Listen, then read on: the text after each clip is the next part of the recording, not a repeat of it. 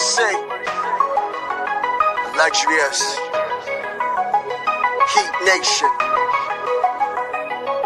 yeah, Mercy and Lago, down to Biscayne, yay, 5 on the floor, ride for my dogs. Where here's the thing, you can check the score. Hustle hard, couple scars, wearing bubble frogs. down to Biscayne. Kept the flow playing, got it all band. Y'all seen the block, stop with one hand.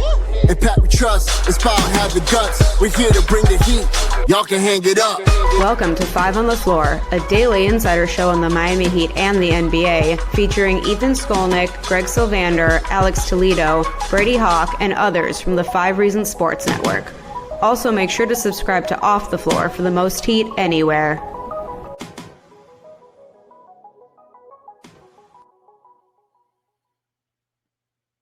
Welcome back to 5 on the Floor. I'm your host, Greg Sylvander. Today's floor plan with me, Digital Adel. We are going to do one last sweep of Las Vegas of the Summer League that took place. There's still, I guess, technically a championship game to be played as we're recording this. So it's still going, but the Miami Heat's work is done. We are going to grade their first round pick, Kasperus Jakučionis, and just kind of talk through his summer league, because I think that was probably the thing that Heat fans were looking forward to most about summer league, is getting their eyes on the first round pick. So we shall do that. Before we do, want to shout out Off the Floor. That's our Discord server, $2.99 a month, $3.99 on your Apple device.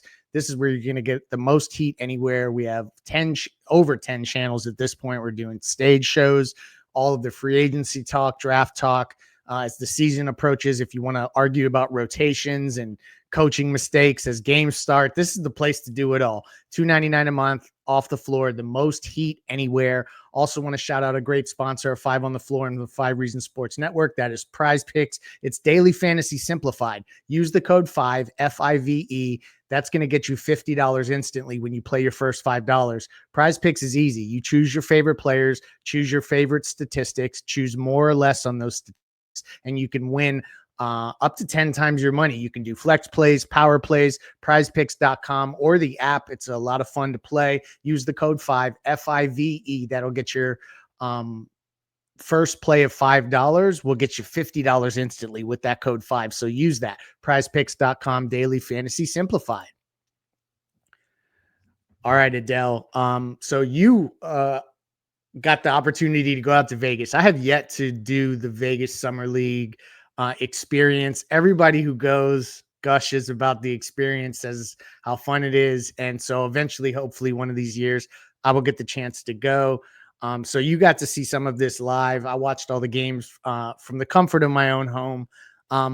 This was an interesting year for Summer League for the Heat, because there was, I felt like there wasn't as much excitement and focus on Summer League as maybe some past years, when in reality there was probably more potential rotation players on this Summer League team than some of the Summer League teams that have came in years past. Like, you've got plenty of guys on this team that had standard contracts, that have standard contracts, and you could get a chance to see them play throughout the year. So I thought it was actually a pretty informative Summer League in terms of seeing where guys were. Obviously, there was the stuff about Casper Ware and responding to Spoelstra. Pelle Larsson had an uptick in production. Kind of looks like he's ready to take on a bigger role.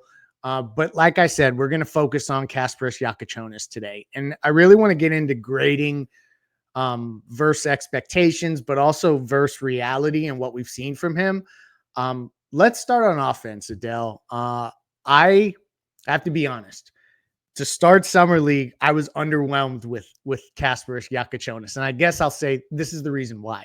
When I saw Tyler at Summer League the first time, or when I saw Jaime the first time at Summer League, there was just like a little bit of like, oh, okay, he's different than everyone else on the court. And I didn't quite get that vibe at first from Jakučionis. There were a few passes here and there, and I felt like maybe he didn't get the benefit of being on the ball as much as he maybe needs to be to show those flashes. So I should give him the benefit of the doubt.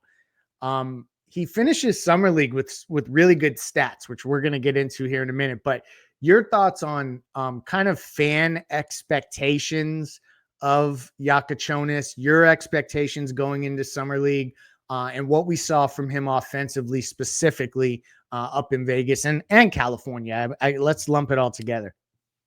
Yeah, no doubt. I mean, the fact that, to address one of the other things you said, there's 3 rotation players on the roster: Pelle Larsson, Kashad Johnson, Kasperus Jakučionis, the first round pick, and they're looking for a backup big. Like, they still need a backup big. So there's a lot of interesting dynamics on the Summer League. Now, not all of it is great because the fit isn't great as a team.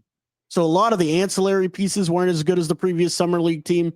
And that's why I think some of the fans are a little bit underwhelmed by Kasperus Jakučionis' performances, because the organization, when you look at these things, and I'm not speaking on behalf of the Miami Heat, but any organization, when you're putting together a Summer League roster, you have guys that you know what you have. So you're trying to see certain things from them, like what kind of growth in this area. For Pelle Larsson example, what kind of on-ball role can he have in the upcoming season? Self-creation. For Kasperus Jakučionis, they're like, oh, on tape, we see he's a high-level pick-and-roll facilitator. What else can he do? Can he play off-ball? Could you slide him next to Tyler at some points in the season? Could he play next to Norm Powell or whatever? So they're not always looking to maximize the production out of these guys in Summer League. They're trying to look at certain things. And I think in the California Classic, they were trying to do that. They were like, okay, Casp, we'll give you a little bit of on ball, but I want to see what you can do off ball. I want to see what Kyra Lewis can do facilitation wise. I want to see, they want to see a bunch of different things. So I think that really affected his numbers. And coming out, he was top 8. He was number 8 on my big board. So he's a top 10 talent. So the fact that the Miami Heat got him at 20, I'm thrilled with what they got. As far as what I've seen, we'll get into the nitty gritty of the numbers, but I've been very impressed overall what I've seen. In the California Classic specifically, you could see the defense is way better than the fans expected. Now, you see it on tape at Illinois. I saw it on tape at Illinois, but you see it translate in an NBA setting. The wingspan, the competitiveness, the strength, because he's got an NBA body already. And then the facilitation stuff. I broke down the tape. I would torture myself and go back and watch those really rough games. And you would see there's like 5 or 6 assists that were just left on the deck by his teammates all the time. And there was a bunch of hockey assists. The ball doesn't stop. He would just move the ball, get the offense swinging. So there was a lot of stuff I really liked from Kasperus Jakučionis. Yeah, there's a couple things, I guess. I thought that he's going to probably be a guy who's going to look better when he has better players around him. Right. I didn't want to make too much of necessarily like his ability to score buckets and stuff like that. Like that's not what I was looking for. What I was looking for was that vision and kind of being able to make reads and passes that you don't see every day.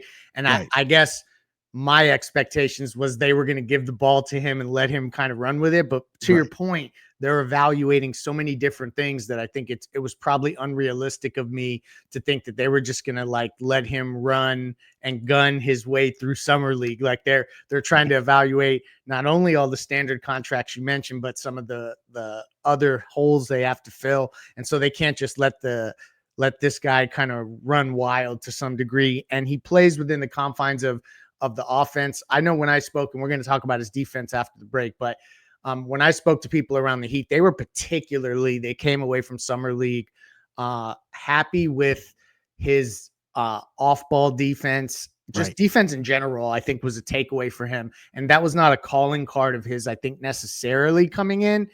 You correct me if I'm wrong, but so that was an interesting part of his game. Offensively, though, I guess I'll say this.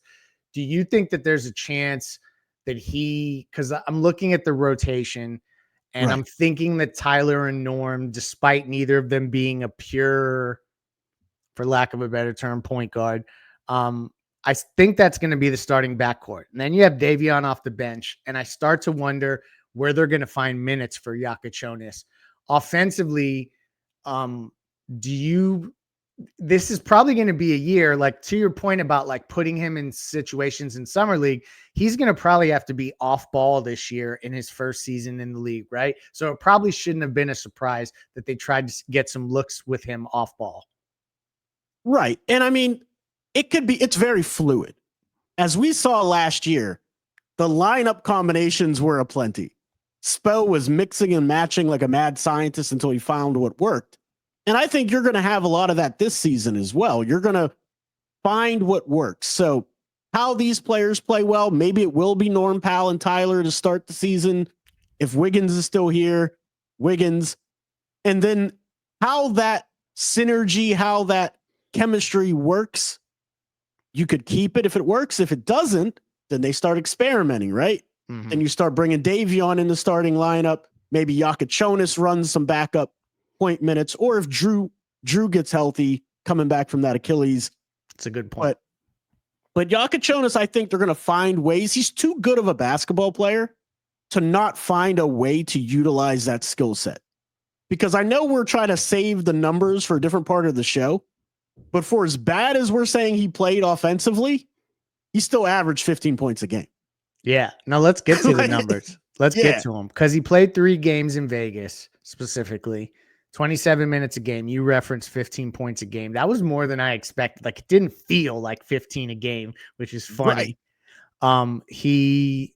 I just lost my, he shot, hold on. I'm getting it here. He shot 44% from the field. If I'm looking at this 44.8. Yep. So 45%. And 35% from 3, basically 4 and 4 as it relates to rebound. Oh no, wait, that's free throws. It was 3 and 3 or something like that he averaged. 3 rebounds, and I'm talking about assists. just raw numbers. Yeah, 3 rebounds, 3 assists. But the big number there, you said it didn't feel like 15 points per game, but he's averaging in only 27 minutes 4 free throws a game. Yeah, that's a good point. He gets to the free throw line. When he gets down there, he uses that wide frame in his wingspan. He'll put that body on you and then get the ball up on the backboard. Like he may not be an explosive vertical athlete, but he knows how to finish around the rim. Showed up in college, shows up in summer league. On ball, he's going to be better. This is the thing. So when they put him on ball, you saw that explosive game he had. Over 20 plus points. The rebounds, the assists, when they pumped his usage up, he delivered. They're like, okay, we knew he could do that in college. We checked that box. Let's go see what the rest of these guys can do on ball. Like Myron Gardner he really shouldn't have been on ball above Kasperus Jakučionis. Eric Stevenson shouldn't have been on ball over Jakučionis. Tyra Lewis, Cook. I like those guys for what they can do, but should they have been that high of usage? No. But that's because they're not trying to pull out all the stops to win the summer league. You're right.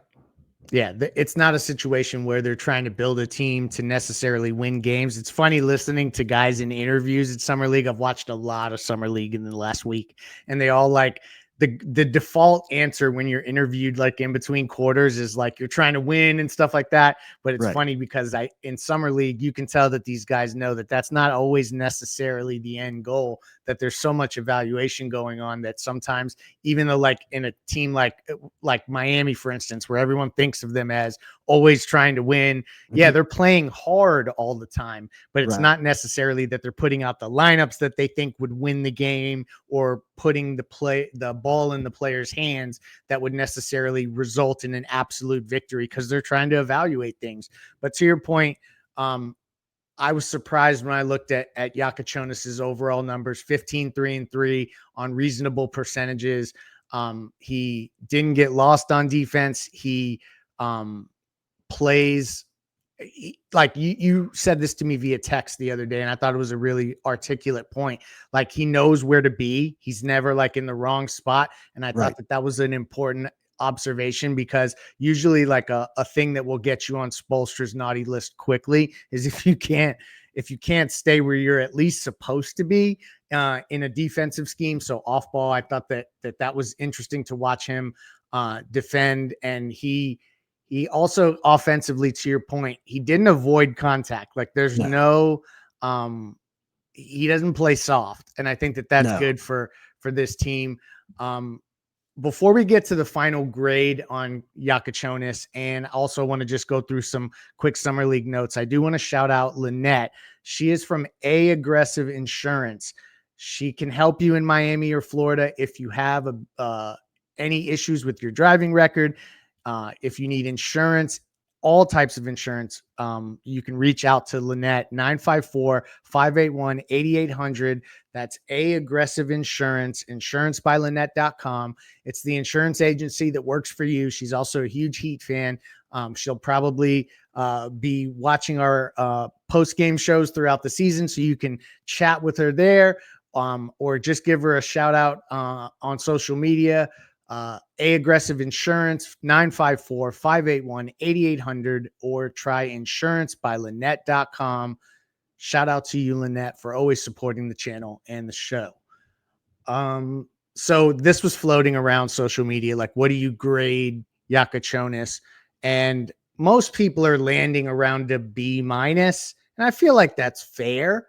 I probably would say I want to see more.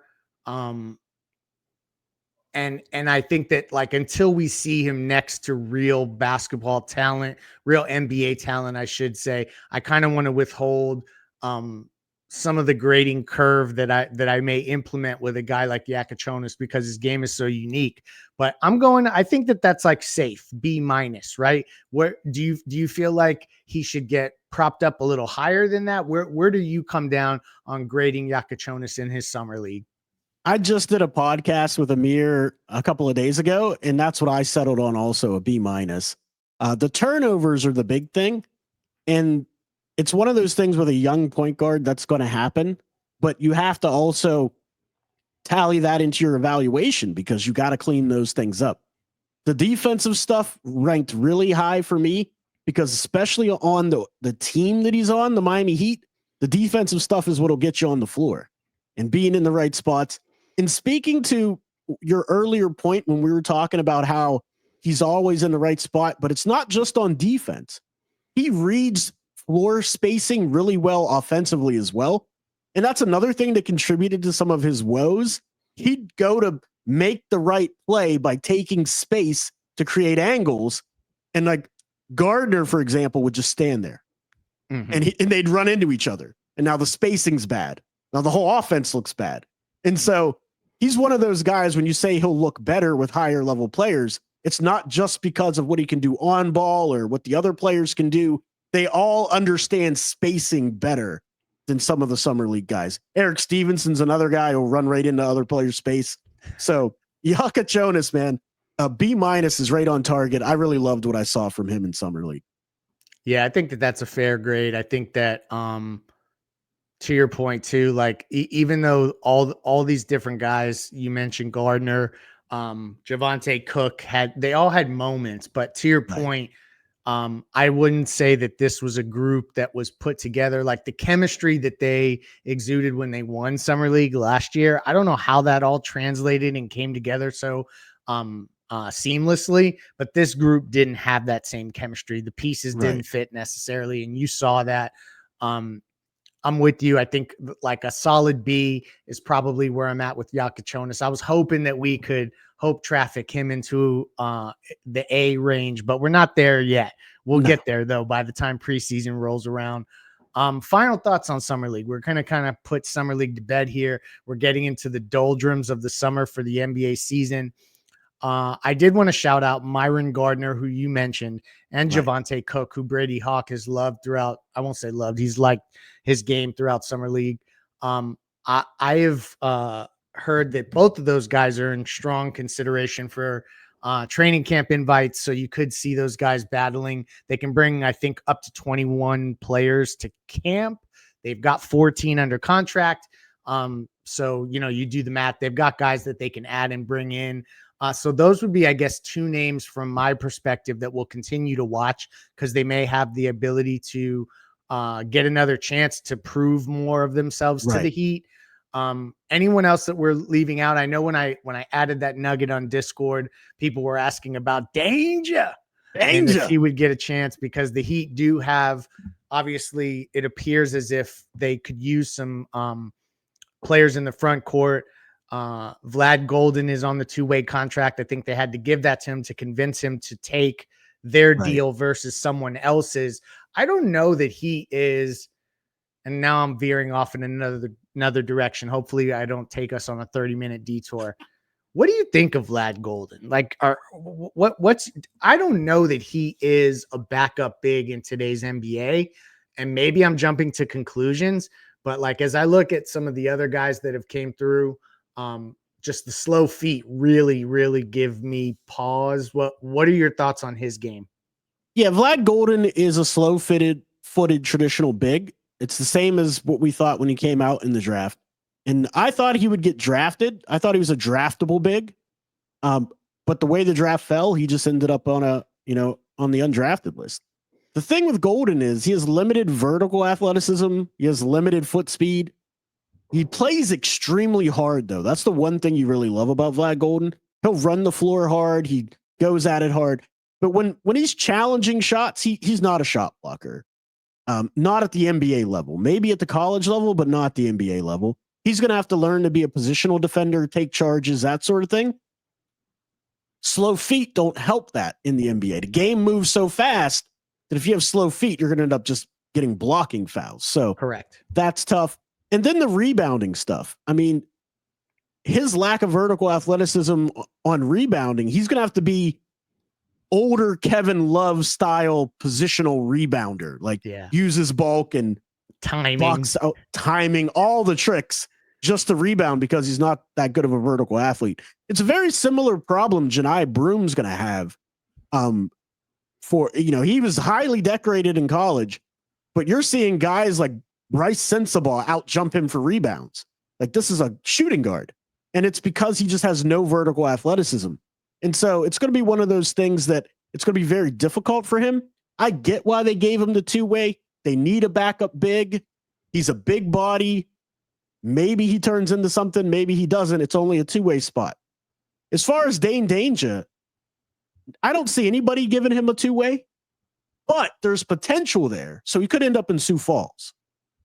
Yeah, I think that's a good point. He's another guy that I haven't heard that they would invite to training camp, but I could connect the dots to see it making sense to giving him some running camp, giving him a look there, particularly with 2-way spots open, or if you want to swap out Golden for another a 2-way player elsewhere, something like that. I think it's worth talking about. Is there anyone from the backcourt? I'm kind of not intrigued by the Kyra Lewis experiment. I'm over that. He's been in the league like 6 years. Right. Some of his on-ball possessions were annoying me throughout the summer league. I do have to admit. But that's anyone why they else put him that we should look out for. I know that Javonte Cook is a guy that Brady thinks has a shot at a 2-way spot. I'm not as sure as he has been so far about his game. But I know that they're going to continue to take a look at these guys. Anyone else we should think about before we close the book on Vegas? No, I think their last 2-ways on another roster. I really do. I like Javonte Cook. He seems like a great kid. He's got good arm length. He's decently quick. He can do a little bit of everything, but not anything that jumps at you at an NBA level. And that's the thing with Javonte. He just doesn't do anything elite enough at an NBA level. Now, maybe he could develop. Maybe he gets to Sioux Falls. Maybe he's in the pipeline for a couple of years. But these guys that have been around, like Kira Lewis, the reason why he was on ball so much, they wanted to see if he could facilitate. Could he run an NBA offense? They knew he could score. And I just didn't see enough facilitation chops for him to make it. Eric Stevenson, they're looking for probably more movement shooting and shooting ability. He has that, but he's an ultimate ball stopper. The ball just sticks, doesn't move, and you're not going to be able to make the team doing that. And so ultimately, their 2-way lies elsewhere, in my opinion.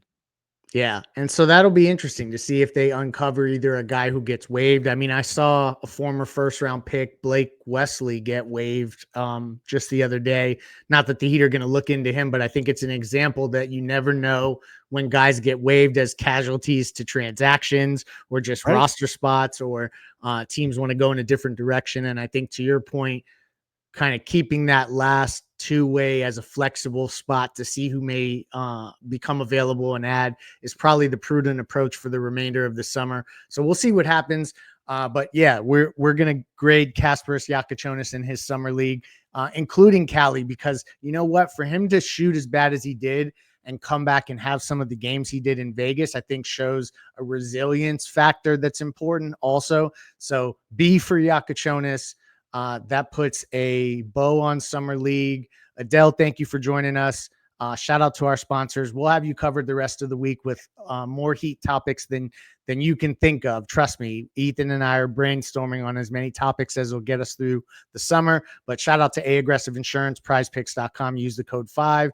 And Adel, thank you for your time. Peace, y'all.